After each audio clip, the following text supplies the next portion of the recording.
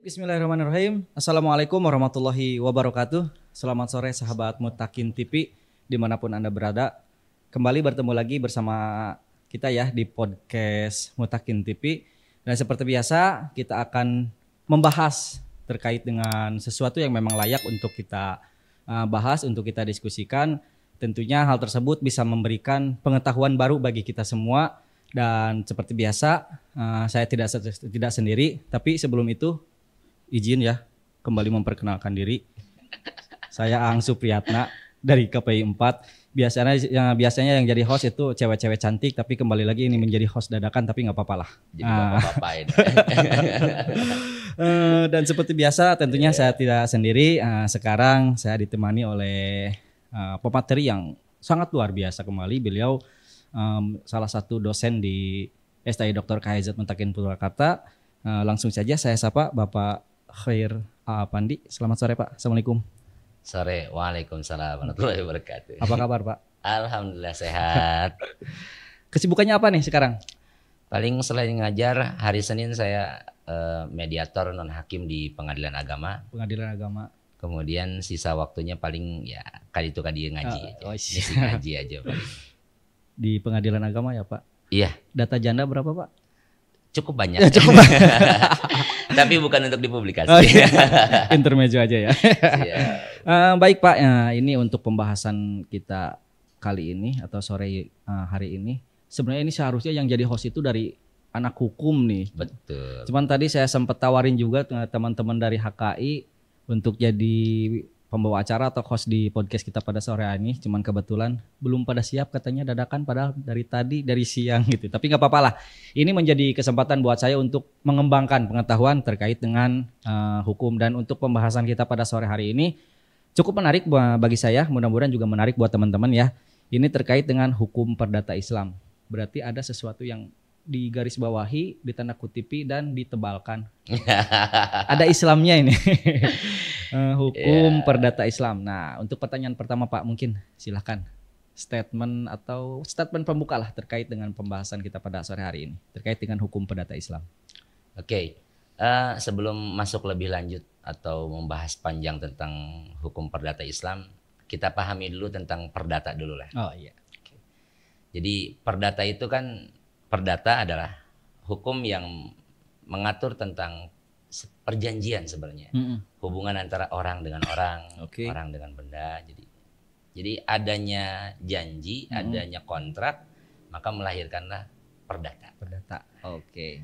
Jadi hanya sebatas itu saja. Lalu bagaimana dengan ada kalimat Islamnya? Oke. Jadi kalimat Islam ini karena mayoritas di Indonesia ini adalah Muslim. Oke.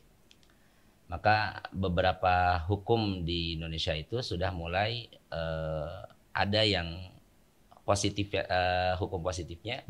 Di antaranya adalah hukum perdata yang memang diambil dari Al-Quran dan hadis. Jadi tidak keluar daripada konteks sumber Islam itu sendiri Pak ya? Betul. Nah, tapi sebelum kita membahas lebih jauh tentang hukum perdata Islamnya, saya juga ingin memperdalam terkait dengan hukum perdata secara umumnya dulu ya.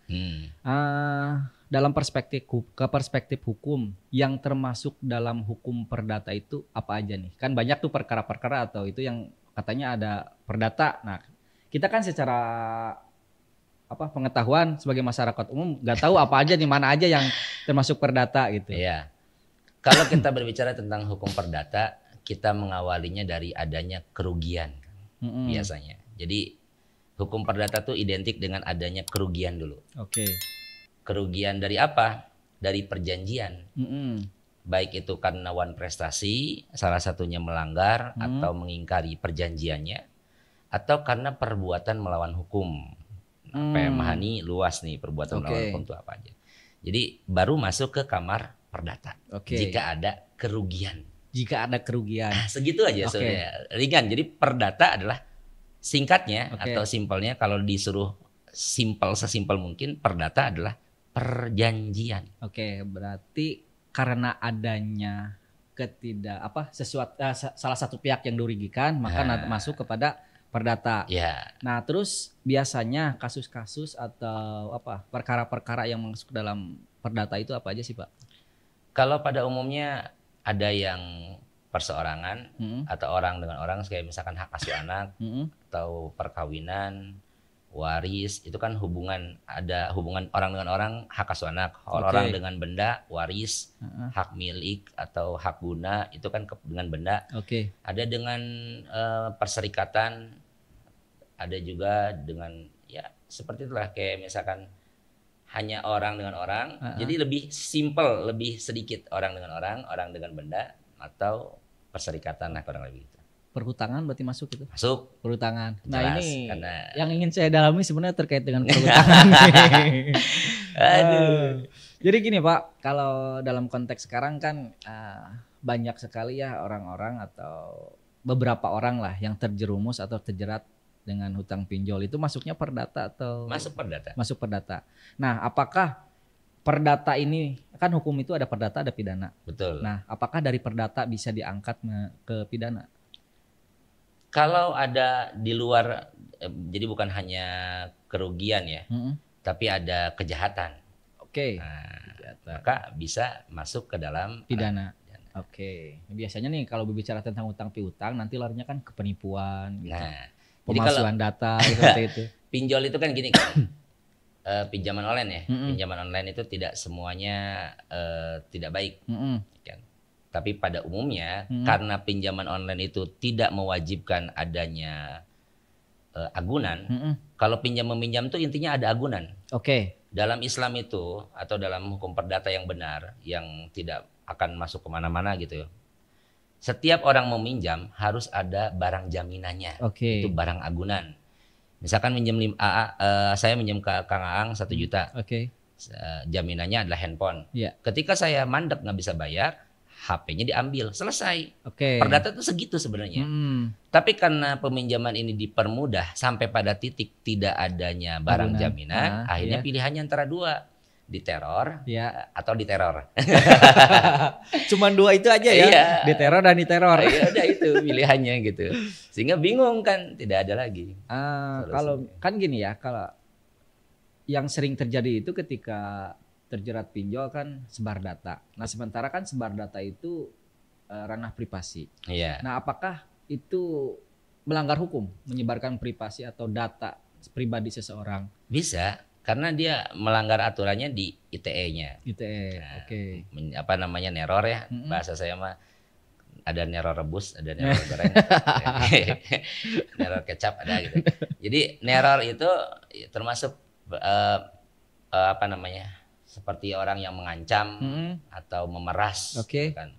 Minjem 1 juta diperas sampai 10 juta, minjem ini itu pemerasan itu. Itu bisa masuk ke ranah pidana. Karena adanya kejahatan, bukan hanya kerugian. Nah itu kan tadi dari pinjol ya. Kalau misalkan langsung nih perorangan, tadi mah kan hutangnya hutang daring. Nah ini mah hutangnya hutang offline gitu. Kalau misalnya kita kan tidak bisa mengesampingkan juga bahwa utang piutang itu ya di dalam Islam sendiri diperbolehkan kan ya. Betul. Nah bagaimana kalau misalkan seseorang itu tidak ada kemampuan membayar hutang, apakah bisa dipidanakan? Kalau dalam Islam kan orang miskin tidak bisa meminjam. Orang miskin prinsipnya itu. Orang miskin tidak bisa dan tidak boleh meminjam. Karena dia tidak ada barang agunan. Sehingga dalam Islam pilihannya cuman kalau mau minjam ya agunannya diambil. Kalau orang minjem kemudian nggak bisa bayar, jawabannya agunannya, jaminannya yang diambil. Kalau tidak ada jaminan, misalkan minjem sama teman atau minjem sama ini, ya pilihannya antara isqatu dainin, memaafkan hutangnya. Udahlah, mulai sekarang nggak usah ngomongin hutang, sudah saya maafkan. Itu pilihan pertama. Dan itu akan apa namanya, ada jaminannya dari Allah, ya, tidak akan berkurang harta yang dilepaskan itu. Bahkan akan bertambah hartanya dia. Jadi niatkan sedekah ya. Betul. Lebih ke membantu sebenarnya. Sedekah dan membantu. Dan yang kedua ya paling dengan cara menunggu sampai ada kemampuan untuk membayar. Ini karena ada syaratnya juga, minjem juga, selain harus ada barangnya, ada waktunya juga, selain ada jaminannya, ada waktunya juga. Ada tenggang waktu gitu. Nggak boleh kita bilang gini, minjem 100 dong nanti dibayar bulan depan, tanpa menyebutkan nama bulannya. Begitu datang bulan depan kan bilangnya bulan depan. Iya siap. Itulah Nama bulannya sudah disebutkan, tidak disebutkan nama tahunnya, bermasalah juga. Dibayar September misalkan. September kapan gitu? Ya itu nggak tahu. Kadang ada waktunya juga. Ini berat juga ya kalau berbicara utang. Kadang ya seperti itulah. Jadi dinamika sosial sekarang kan justru piutang ini yang menjadikan apa ya? Konflik gitu. Ya, piutang ini lebih jadi konflik karena orang sekarang minjam itu bukan untuk, jadi gini, kalau orang minjam untuk dipakai usaha, diputar gitu uangnya, insya Allah bisa bayar kan. Oh iya, betul. Tapi kalau orang minjam karena gengsi nggak mau minta, dipakai untuk makan, nol. Jadi mustahil bisa bayar bahasanya. Dari mana dia bisa bayar gitu. Dan sekarang orang minjam online itu karena gengsi, ke tetangga nggak berani minta, ke saudara nggak berani minta. Akhirnya dia minjem untuk makan, nggak bisa bayar. Dan yang lebih bahayanya lagi kalau ada judi online. Karena begitu dia kalah, ditawari nih pinjaman. Betul. Nah, itu yang buat orang banyak yang bingung dan gitu lah. Ini emang yang menjadi jeratan-jeratan awalnya dari berangkat daripada rasa malu untuk minta tolong, akhirnya ya minjam, nggak ada kemampuan, cari lubang lagi, lubangnya dan terus seperti itu. Itu buat saya intermejo ya, bukan intermejo, pembuka terkait dengan pembahasan pada sore hari ini. Kita langsung masuk kepada sedikit masuk kepada inti terkait dengan hukum perdata Islam ya. Nah, Indonesia ini kan majemuk ya. Betul. Walaupun secara kuantitas, secara jumlah umat Islam ini mayoritas, tapi kita tidak bisa juga mengesampingkan teman-teman kita yang non Muslim gitu. Nah, bagaimana penerapan hukum perdata Islam di negara yang majemuk ini, Pak? Penerapannya saya bilang mengikuti atau meniru apa yang dilakukan oleh Rasulullah di Madinah. Sudah benar. Jadi gini, pada saat berkumpulnya the founding fathers, BPUPKI ya, sebelum kita merdeka. PKI apa PPKI? BPUPKI. Oh, BPUPKI. Merumuskan tentang mau bentuknya apa sih negara ini? Apakah negara Islam? Ataukah negara apa gitu ya, kebangsaan kayak apa kayak gitu. Itu berkumpul di antara tokoh-tokoh dan dari semua elemen itu yang tadi kemajemukan itu terkumpul semuanya sekitar 60 orang. Tapi di antara yang 60 sejarah mencatat hanya 15 orang yang menginginkan negara ini menjadi negara Islam. Kenapa 45-nya itu, padahal di antara 45 itu ada yang Muslim juga masih ada. Kenapa tidak mendukung? Jawabannya karena mereka melihat bahwa Rasulullah saja pada saat di Madinah ada Al-Quran, ada Sunnah, tapi tidak menjadikan Al-Quran dan Sunnah sebagai patokan atau dasar hukum di Madinah pada saat itu. Jadi menggunakannya apa? Piagam Madinah. Oleh karenanya orang Yahudi pada saat itu dan orang Nasrani, ada orang Majusi, bahkan ada orang yang menyembah berhala di Madinah juga. Mereka masih mau bergabung dengan Islam, bergabung dengan Muslim maksud saya itu. Jadi pada saat itu kan konteksnya adalah kita ini musuhnya dari depan, belakang, samping kanan, kiri, dari dalam, orang dalamnya saja, dari luar gitu. Kalau misalkan kita terlalu lama berdiskusi, harus Islam, harus Islam, harus Islam. Nanti keburu orang Nasrani, orang-orang Hindu, orang Buddha pengen punya negara masing-masing nanti gitu. Yang pada akhirnya tidak akan menjadi Indonesia. Jadi negara kita sudah sesuai sebagai seperti halnya yang diajarkan Rasulullah di Madinah. Nah, jadi kita juga tidak bisa melepaskan dari historisnya seperti apa ya terkait dengan penerapan hukum perdata Islam ini. Nah, cuman ini ada sedikit pertanyaan lagi. Kalau kita bicara konteks Indonesia, sejauh mana hukum perdata Islam diterapkan di dalam sistem hukum nasional ini, Pak? Sudah sangat jauh kalau kata saya. Sudah banyak yang dibuat sebagai hukum positif. Jadi seperti halnya undang-undang perkawinan. Itu kan tidak mungkin diambil dari hukum kolonial Belanda. Undang-undang tentang pesantren, undang-undang tentang haji dan umroh, nggak mungkin diambil dari undang-undang yang dari zaman penjajahan. Jadi banyak sekali, zakat juga masuk. Dan itu sebenarnya gini Kang ya, kalau kita ngomongin tentang kenapa di Indonesia tidak dibuat semuanya itu perdata Islam saja semuanya gitu, kan mayoritas Muslim. Sebenarnya jawabannya tergantung political will, keinginan para orang-orang yang ada di MPR, DPR dan lain sebagainya. Kalau pengen makan, kalau pengen saya bilang, kalau pengen, kita pernah punya sejarah di mana dalam waktu 7 jam, kurang dari setengah hari, hanya 7 jam, undang-undang dari mulai rancangan, pembahasan sampai pengesahan beres. Kapan itu? Itu tahun 2014, undang-undang MD3. Baru dengar ini 2014. Itu cuman dalam waktu 7 jam. Jadi kalau misalkan ada, misalkan gini, contoh misalkan kita revisi undang-undang perkawinan tentang kumpul kebo. Kan sekarang kalau laki-laki dengan laki-laki, perempuan dengan perempuan ngekos bareng, kemudian diketahui, diduga dengan kuat keduanya itu saling menyukai. Kita bisa apa? Ayo hari ini ya misalkan, kalau kita ingin merevisi banyak undang-undang yang tidak sesuai, undang-undang perkawinan ingin direvisi, sebenarnya sih mudah. Mudah asal mau. Kuncinya mau ya. 7 jam saya bilang. Kuncinya selain mau juga salah satu kunci utamanya adalah ya generasi kita nih, anak-anak SMA yang baru lulus, khususnya anak-anak yang baru keluar dari pondok nih. Saya mengajak kepada kawan-kawan yang baru lulus SMA atau khususnya yang udah pada hafal Quran, udah mantan santri-santri, kan nggak ada mantan santri. Ya. Meskipun saya udah usia segini tetap santri, nggak ada mantan santri.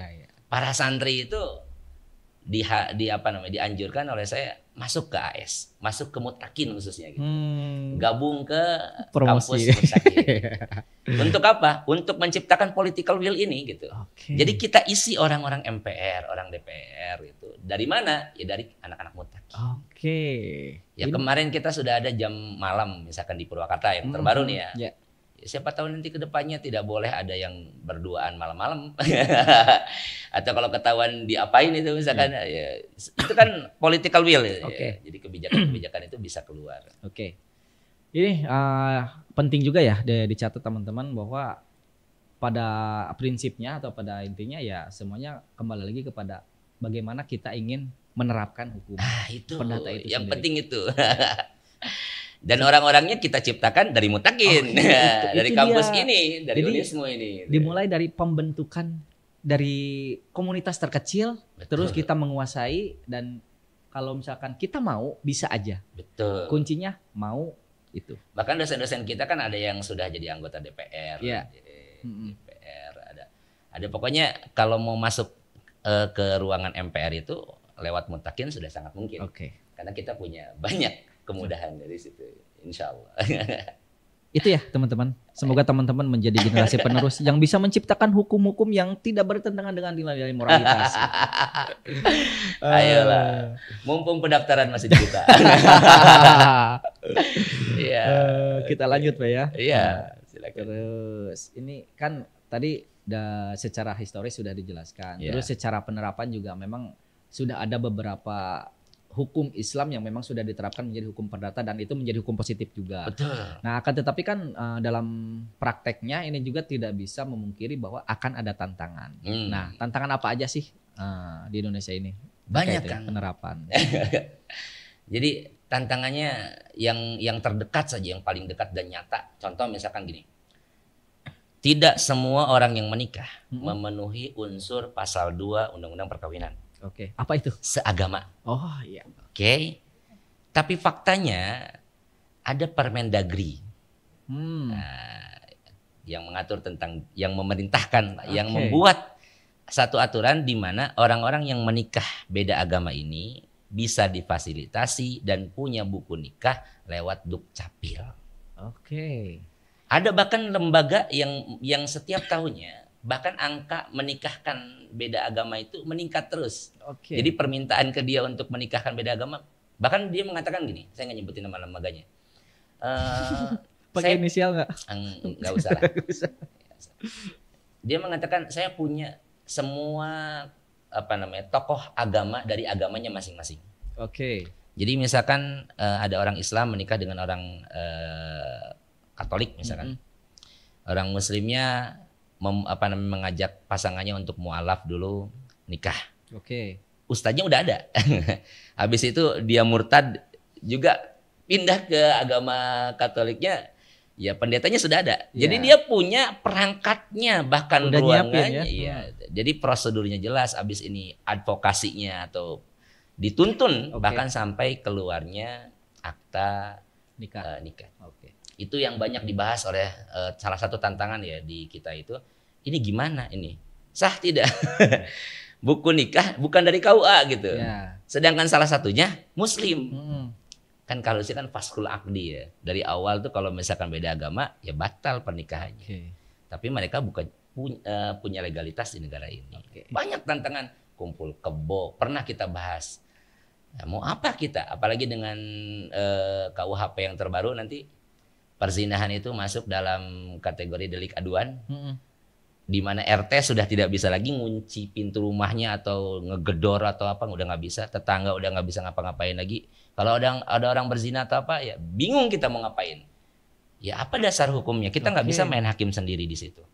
Karena kita bukan anaknya, kita bukan istrinya atau suaminya, kita bukan orang tuanya. Yang bisa melaporkan hanya ini. Cuma lapor aja gitu. Ya lapor nggak berhak lapor juga. Deliknya aduan. Nah, ini agak bingung juga ini. Jadi banyak sebenarnya yang menjadi tantangan kita ke depannya dalam waktu dekat nih ya. Kita ngomongin dalam waktu dekat. Maka mari saya ngajak kepada anak-anak SMA, anak-anak santri, kita selamatkan Indonesia. Salah satunya dengan masuk Unismu ini. Oke. Ya, masuk ke Unismu, masuk ke HKI. Karena ada dua di kita, ada Fakultas Hukum, Sama ada HKI. Iya. Yang hafal Quran, yang sudah banyak belajar bahasa Arab, ya merapatlah ke HKI. Karena insya Allah berkembang ilmumu dan bermanfaat dunia sampai akhirat. Oke. Insya Allah. Amin. Mudah-mudahan amin ya. Nah, ini saya jadi agak sedikit miris juga ya. Kalau misalkan tadi kan udah ada undang-undang. Betul. Undang-undang ya jelas melarang gitu. Iya. Nah, terus ada Permendagri yang menumpang nindih aturan yang sebelumnya. Itu gimana, Pak? Ya kan dasarnya mereka berangkat dari HAM. Hak asasi manusia. Menikah adalah hak semua manusia. Oke. Maka negara harus memfasilitasi dalam hal ini karena kita bukan hanya umat muslim. Cuman saya agak sedikit ingin bahasanya itu. Kurang setuju lah secara pribadi ya, bukan mengatasnamakan siapapun, secara pribadi. Dengan aturan hukum Islam hanya untuk umat Islam. Ini saya nggak setuju. Oke. Kan aturan hukum Islam bagi pemeluknya saja. Pemeluknya. Saya nggak setuju. Karena ada kalanya umat Islam nikah dengan non-muslim. Kita nih punya HP misalkan ya. HP kita dicuri, diambil sama non-muslim. Oke. Hukum mana yang dipakai? Nah, itu. Bingung juga. Enggak, udah jelas aturannya. Kalau bersangkutan salah satu pihaknya itu ada yang Islam, Oke. maka yang dipakai hukum Islam.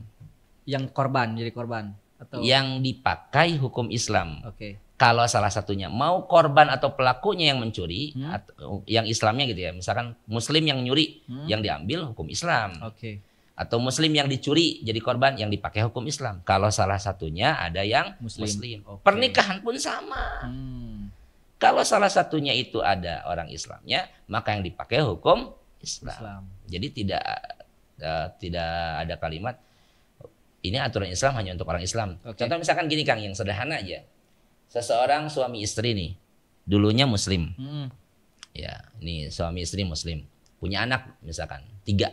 Salah satunya pindah agama. Oke. Hukum waris mana yang dipakai? Islam. Kenapa? Karena kan tadi keluarga.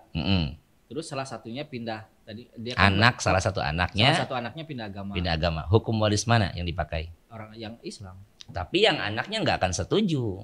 Nah, itu. Karena saya bukan Islam. Kenapa dibawa pakai hukum Islam? Nah, ini Nah, ini yang menjadi pertanyaan selanjutnya sebenarnya ini nih. maka solusinya adalah dilihat dari si mayitnya agamanya apa. Oke. Dia setuju atau tidak, maka mengikuti dari si mayitnya agamanya apa. Oke.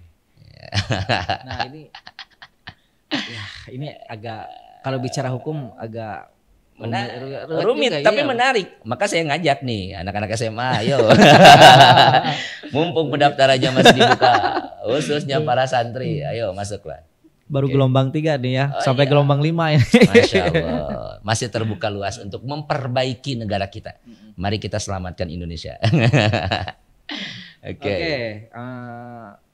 Jadi emang pada prakteknya dalam realitasnya juga kadang kita hukum perdata Islam itu berbenturan dengan hukum perdata umum juga ya. Itu salah satu contohnya yang tadi kalau misalnya ahli waris. Kalau dibilang berbenturan sih sepertinya kurang sih. Jadi belum bisa diterapkan semuanya gitu. Jadi ini adalah ius constitutum. Jadi kayak bahasa hukumnya undang-undang yang dicita-citakan. Kami punya cita-cita anak-anak kami jangan sampai ada yang jadi penyuka sejenis misalkan. Bahkan jangan sampai ada nanti ada perwakilan atau calon presiden atau calon siapa yang mengatakan saya kalau jadi presiden akan membuat gender laki-laki perempuan dan apa gitu, saya nggak tahu apa jenisnya gitu. Itu dan makhluk apa saya nggak tahu. Tapi mereka banyak gitu. Jangan sampai ada itu. Ini kan tadi sering promosi lah ya. Nah ini ada juga pertanyaan di sini sudah disiapkan. Jadi menurut Bapak peran kampus itu seperti apa dalam menyiapkan generasi muda yang melek akan hukum perdata Islam? Peran kampus itu luar biasa saya bilang. Contoh misalkan gini, pada saat kawan-kawan itu melakukan praktek di lapangan, pengabdian kepada masyarakat. Itu kan banyak pasangan suami istri yang bodong. Nikah tanpa surat gitu ya. Udah aki-aki nenek-nenek punya icu tapi teh suratan gitu. Jadi perannya salah satunya adalah mengedukasi masyarakat tentang pentingnya isbat nikah. Kemudian menyelamatkan pasangan-pasangan yang akan bercerai gitu. Itu juga peran di kita. Bagaimana caranya mengurangi itu? Contoh misalkan ada namanya bimbingan pranikah. Nah, kami ini mahasiswa dan dosen itu sama-sama menggali dan mengkaji bagaimana caranya produktif bimbingan ini. Bisa mengurangi angka perceraian, bisa meningkatkan kesejahteraan keluarganya. Ya, bahkan ya, dari hal yang lainnya pun banyak sebenarnya, hukum warisnya, hukum ini ya. Sebenarnya banyak sumbangsih mahasiswa ke Purwakarta, ke Indonesia sebenarnya banyak dari penelitian-penelitian ini. Jadi perannya luar biasa strategis. Maka ayo masuk. Nah, ini menarik ya. Ini harus menjadi perhatian teman-teman bahwa peran teman-teman sebagai mahasiswa, sebagai agent of change, sebagai social control ini sangat diperlukan bagi masyarakat. Jadi yang pertama tentunya teman-teman harus melek dulu nih terkait dengan hukum perdata Islam itu seperti apa, biar ya nantinya kita bisa memberikan pemahaman kepada masyarakat. Gitu. Saya boleh menambahkan sedikit? Silakan Pak. Gini Kang, kalau anak HKI, ini saya promosi HKI ini. Kalau anak HKI yang dikedepankan maslahah, bukan untung. Saya ulangi ya, yang dikedepankan pada umumnya dosen itu selalu mengajarkan maslahan. Ada kasus misalkan gini, yang dituntut ibunya. Nah, ibu masa dituntut. Kamu jadi pengacara jangan mau. Jangan ngelihat untung gedenya, untung ininya atau untung apanya. Di HKI itu kita menerapkan nurani. Jadi anak hukum itu bisa menjadi atau menjelma seperti iblis, Kang. Hanya karena dia mengerti celah hukum. Ini nggak kena pasalnya junto kemana, subsidiar kemana. Jadi pukul atas nggak kena, pukul samping, pukul ini pun. Bisa jadi iblis. Nyari hukum itu, celah hukum, kesalahan sampai ke akar-akarnya. Kalau perlu sebelum dia lahir cari kesalahannya. Jadi sampai jadi dia punya targetan. Harus masuk berapa lama, denda berapa lama, ada targetan. Bisa jadi iblis. Tapi di sisi lain bisa jadi malaikat. Bisa jadi lebih daripada manusia yang Masya Allah, malaikat. Ya, jadi bisa menyelamatkan orang. Jadi tergantung mau dipakai apa. Jadi hukum ini seperti alat yang tidak memiliki baik atau buruknya, tergantung siapa yang mau pakai. Maka saya menganjurkan kalau belajar hukum jangan otodidak, tapi di HKI. Ayo masuk ke HKI. Promosi mumpung terus di gelombang 3. Silakan. Ini selanjutnya Pak ya. Tentu sebagai salah satu dosen juga ya di STI ini, tentunya Bapak punya harapan nih. Harapan apa sih yang Bapak inginkan terkait dengan penerapan hukum perdata Islam? Yang pertama, tentunya harapan terbesarnya adalah bagaimana caranya menjaga generasi setelah saya meninggal itu jangan sampai jauh dari Al-Quran dan Sunnah. Karena kita belajar dari umat-umat sebelumnya, kayak Bani Israel, baina su'udin wa hubutin wa imanin wa kufrin. Ya.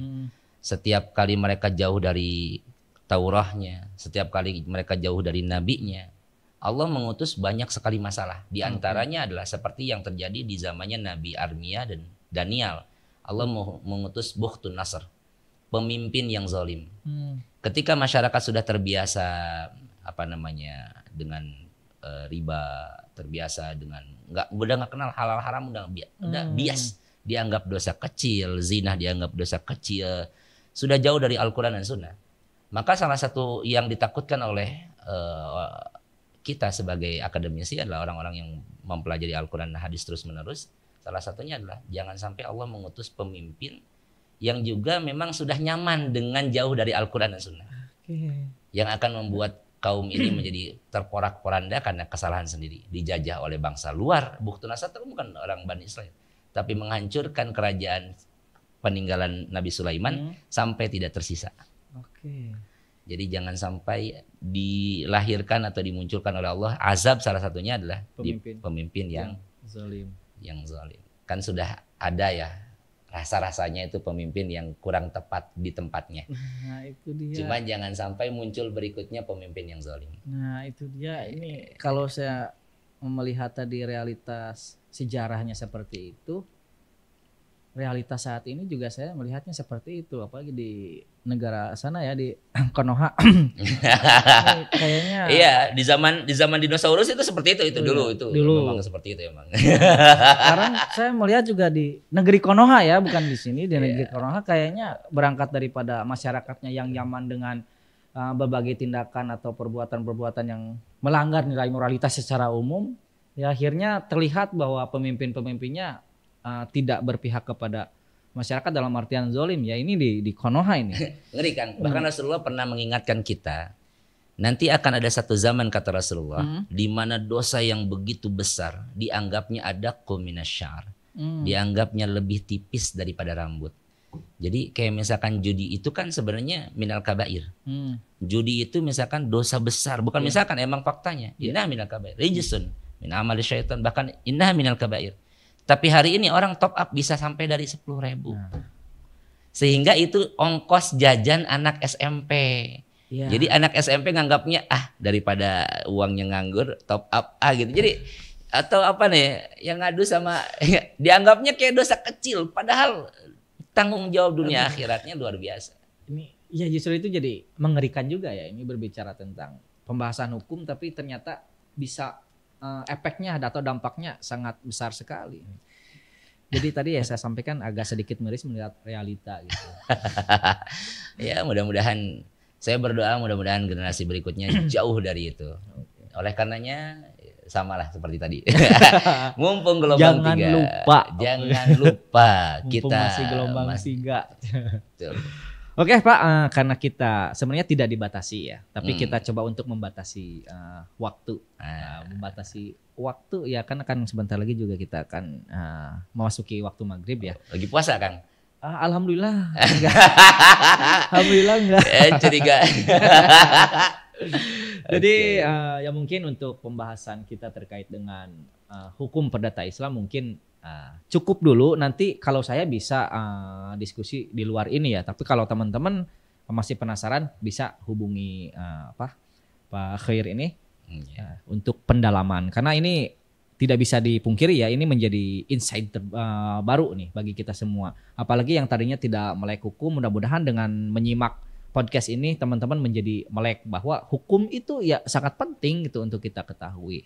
Tapi sebelum ditutup nih Pak, mungkin ada closing statement atau pesan buat teman-teman mahasiswa pada umumnya.